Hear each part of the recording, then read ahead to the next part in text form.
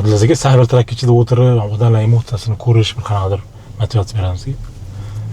Oke, menga to'g'risi yoqmadi. Yo'q.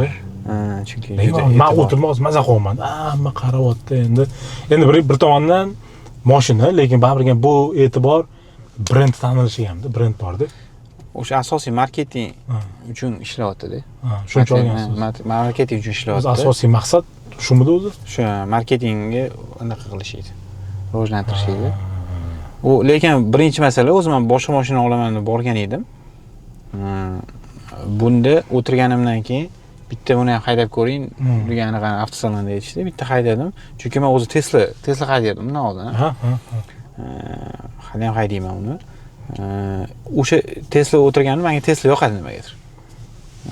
Minimalizmligi, konsepsiyasi yoqadi, ya'ni noodatiyligi.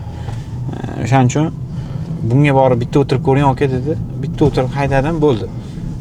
Shu kuni olib ketmadim, lekin bir haftadan keyin xudo xohlasa olib ketaman dedim. Olaman dedim. Olaman niyat qildim. Chunki o'tirgandan keyin buni energetikasi, odam o'zini noodatiyligi o'sha birinchi o'chirtda o'sha anaqasi energetikasi yoqsa, mashina uchun ulovda bu ham. Odamga chunki har kuni shu mashinada u yoqqa boramiz, bu yoqqa boramiz, tirikchilik paydan yuramiz. Baribir ham menimcha o'sha. Endi hozir mijozdan oldiga boryapsiz, bir qimmatchi yoki qimmat degan nomni orttira olmaysizmi orqasidan?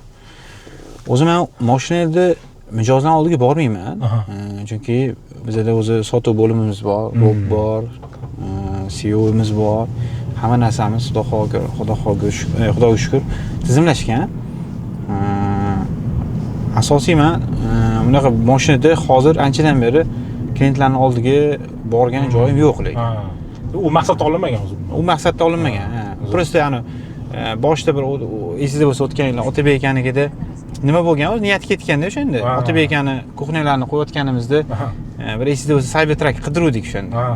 Cybertrucklar olib borsak zo'r bo'lardi degan g'oya kelgan. O'sha bo'yicha mebelni olib boramiz degan ideya kelgan edi.